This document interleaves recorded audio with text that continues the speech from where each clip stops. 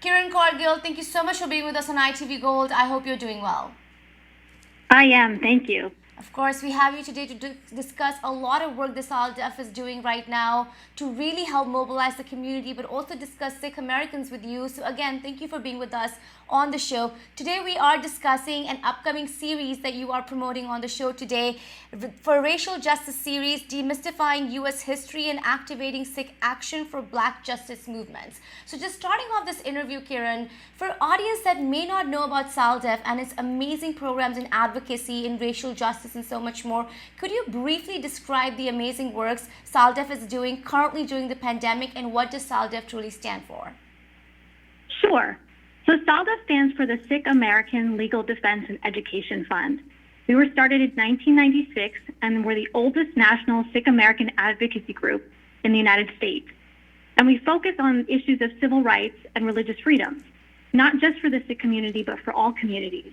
And I think that's where this series comes in. Right now, we are in a very unique moment in our history. We have in the U.S. some of the longest and largest protests ever running around civil rights, and it's a very unique time. And for this reason, we decided to create this series. We've had a reoccurring issue, in the death of George Floyd and so many others at the hands of the police. And the African American experience, I think, is one that the South Asian and Sikh community is not familiar with, and certainly from a historical context. So through this series, we wanted to give the context and background to understand this moment, and that's what we hope to do. Yeah. So in talking more about the series, you are featuring scholars, both Sikh and members of the Black American community as well, to really bring forth a conversation. You just hinted on the death of George Floyd and the amount of protest and mobilization we've seen so forth after that. Why was it so important for these series to come together, and what is truly the purpose behind mobilizing the voice for Black American community? Sure. I mean, there's just so many reasons that it's important for this series to come together. But I think first is that, we want to have these conversations in the community. We want to understand this moment. And we really can't do that without the background and the context. And as you mentioned, through this series, we brought together both Sikh and African American scholars that spend their lives studying and understanding the history of the United States from a lens of racial justice. And that's what we wanted to do, to bring that information forth. As Sikhs, as South Asians, we are tied. Many of the rights and the opportunities that we enjoy in this country are due to the work of Black activists and civil rights leaders. So it's important that we understand the history and the connection, and we absolutely should care about this issue. And that's what we hope to do through this series, again, to shine light and provide people the background and context to understand this moment and what the Black justice movements are all about. Yes, and let's discuss this furthermore, Kiran. I want to sort of really educate the audience on racial justice and why it's so important. Could you reflect on what's at stake for all minority communities if we don't stand up for the African American community right now, which is protesting for its own racial justice? Could you explain what is being threatened in terms of really getting this racial justice out? What are we looking at? Well, race historically in this country has been used to sort of order people. I mean, it's a construct. It's not something that is real. It was created to order people in society for the purpose of oppressing certain groups of people. And I think South Asians certainly have fallen in that spectrum. If we look back at the turn of the century, the 1900s, when many Sikhs and Hindus and Muslims came over to the West Coast, their experience was very different than the immigrants coming over through Ellis Island. So if you look at the experience of the immigrants coming in through Angel Island, there was times in our history, especially in the 1900s, up until about 65, where the immigration laws barred South Asians and othered South Asians, and part of that was this construction of race, which was created, during the years when slavery was, they were trying to justify slavery and many of the other actions that were going on in this country. So at that point in time, South Asians also got caught up in this. And it's important to understand that history. It's important to understand that, ultimately, the American dream is for all of us to be able to seek opportunity, be able to live our lives freely. And we're ultimately not accomplishing that if we are ordering people and if there's oppression in society. So I think it's important that, again, as immigrants, as people of color, as Sikh Americans, South Asian Americans, that we really understand the history and become allies in this movement. Yeah, that is so important for sure. Being the ally for the African American community really sets forth a platform that we're discussing. We cannot thank them enough for giving us access through immigration, for fighting for that justice. There are some incredible scholars that you are featuring in these series. I would love to discuss how you have picked them and what were you necessarily looking for in terms of leadership when you were discussing who to feature in these series. Sure. So the scholars that we picked, again, we wanted a mix of Sikhs and African American scholars. We also wanted a mix of women, because a lot of times women's issues aren't highlighted in the civil rights struggle, and women were an incredibly important part of the civil rights struggle. So we really looked for scholars that have spent their entire lives dedicated to the history of the African American experience in this country.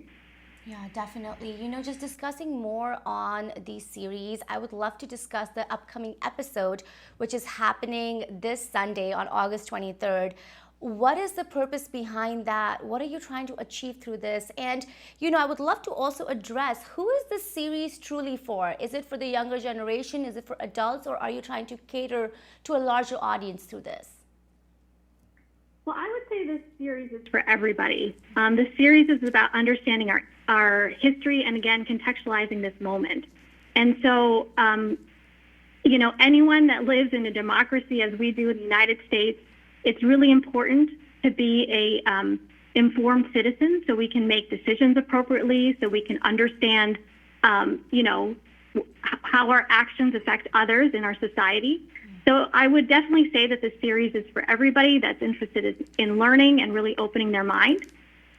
This particular series is part 2. It's called Black Protest, Civil War and Reconstruction.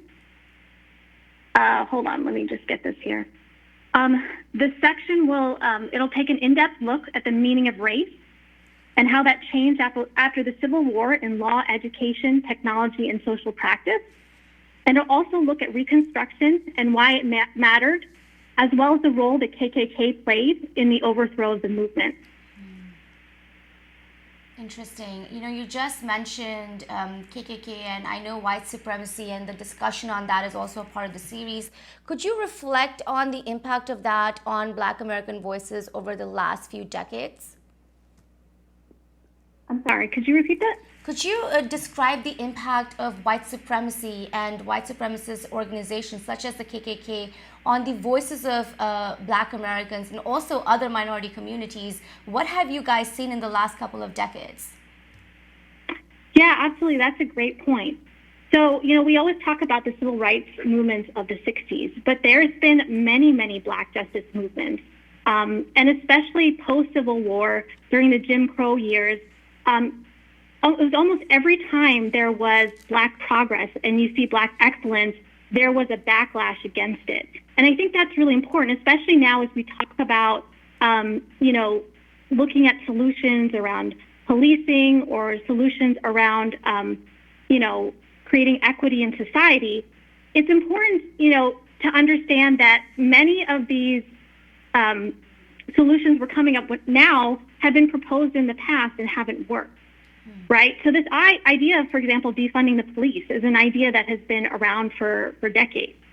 Right. And what does it mean and how, whether it's worked, whether it's been taken seriously. I mean, these are things that, again, to be informed participants in the conversation, it's really helpful an imperative to know what's happened in the past and how that history affects sort of the stances now in the Black justice movement. You know, this brings me to a really excellent point here. How do you relate these struggles, the impact of racism and discrimination on the Sikh American community, to the struggles of the African American community? Do you see some similarity, and is that the reason at least the Sikh American community needs to stand in solidarity with the Black American community? Sure, absolutely. I mean, as a minority community, both in India and here in the U.S., the Sikh community has faced struggles.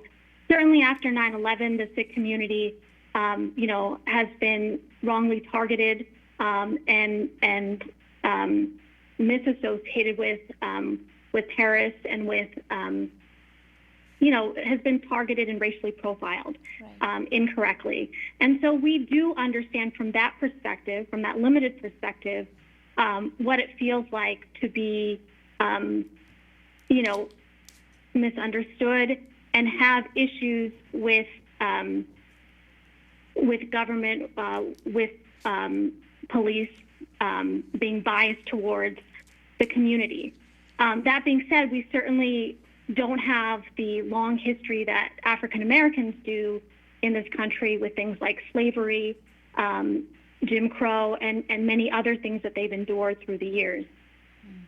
Very interesting point there. You know, you are a Sikh American organization that is dedicated to raising awareness, advocacy, and so much more. What does it mean when an organization such as yours has a series on racial justice, promoting African American voices? Why is that so important for everyone to sort of see? I think it's important for an organization like ours to have this sort of program because it's important to realize that we are part of this issue and can be part of the solution. That this is not an issue that only affects the African American community or another minority community. We're all citizens of this country, and when we see inequities, it affects all of us, and we should care. We absolutely should care when we see inequities and we see injustice in society. And also, for Sikh Americans and for Sikhs, it's a central part of our belief. I mean, our fundamental belief is Ek Onkar, one God, omnipresent in everyone and everything. And we have a deep belief in equality and human dignity for all. And so I believe, and I know many other South Asian religions have similar beliefs. And I think if we really want to live out our beliefs, it's important that we do that and ally in this manner and stand up for those oppressed in this country and elsewhere. So that's why I think it's very important that organizations like SALDEF highlight these issues. What kind of solutions could we expect from these series? What kind of answers are you hoping to achieve through this series particularly? I think the answers that we're trying to achieve through these series is basically what we're trying to achieve through this series, I don't know if it's necessarily an answer per se, but what it is trying to make sure that everyone is educated and understands the issue. And at that point, we can really look for solutions and talk about how to be allies. And I think part of the issue is a lot of us don't want to do the work. We kind of just want to jump quickly to the solutions and say, okay, well, this is an issue and how do we resolve it? Not realizing how long this issue has been in society, how systemic this issue is, and how pervasive. So I think what this series does is it gives everyone the tools to really be part of this conversation. And I think that's the next step, is that after we do understand and we have that background and that we have that context, then our community needs to be having those conversations about what are those next steps. How do you suppose we could be better allies of the African American community right now? The protests continue nationwide. Mobilization has not stopped since the death of George Floyd. What is our role, according to you? I think we can really join African Americans in uplifting this issue. We can call for policy changes. where we see it, we need to listen to them and see what solutions they're proposing. I know there's a lot around police reform right now. Right. So that's one of the areas. Across the board, different policies that promote equity in society, I think, are things that the South Asian community and Sikh community needs to look towards, and where possible, to join in the protests, and show that our communities are aligned, and that we want everybody to be able to experience opportunity, human dignity in this country, and that this is an important issue. So I think in those ways we can definitely, right now, each and every one of us can get involved. Yeah, for sure. And we were discussing racism and discrimination and also racial justice and the importance of equality. Recently, we have heard some incidents of hate crimes against Sikh Americans, even during the pandemic. I wanted to see if you can provide some information to us, and also maybe a word out to people on making sure they report if there is a hate crime or discrimination done against them due to their identity. I would love for you to just address that, if you could. Yeah, no, absolutely. It's incredibly important for, if you are a victim of a hate crime, to report. The FBI does keep statistics on hate crime, and that certainly influences, government policy. It influences how much, attention this issue gets, and what we're hoping for is stronger hate crime laws federally and in states. So please do report. You can report through SALDEF. You can report directly to the FBI, report to state and local law enforcement. It's an incredibly important issue. I know for the Sikh community, we've seen a dramatic rise in the number of hate crimes from the last time the FBI released their statistics until the most recent release. So it's unfortunately an issue that we have to contend with. But if we don't know the scale of the issue, and it's not highlighted, we don't have the data to highlight it, then it's hard to elevate it through policies. And so, again, if you are a victim of a hate crime or you know someone, I strongly encourage you to report, and certainly you can report through SALDEF. We are in touch with FBI and state and local law enforcement. Kiran, how many are actually reporting? Is the reporting still very low in comparison to the crimes that are happening? Reporting is certainly low. I mean, from what we understand, again, we have anecdotal evidence, but reporting, we believe, is significantly lower than the occurrence of hate crimes. And why is that? I think, it's tough to say. I think some people just don't want to take the time out, or they don't think it's a big issue, or it may go away. Yeah. But unfortunately, we have seen hate crimes even during the pandemic. Yeah. And I know last time I was on, we talked about the vandalism in New Mexico, where there was almost $100,000 of damage in a restaurant. It was horrific.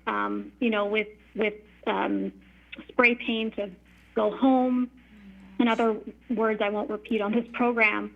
But again, I think some people don't realize that it's important, because as agencies see this data, as law enforcement see this data, it helps them connect the dots.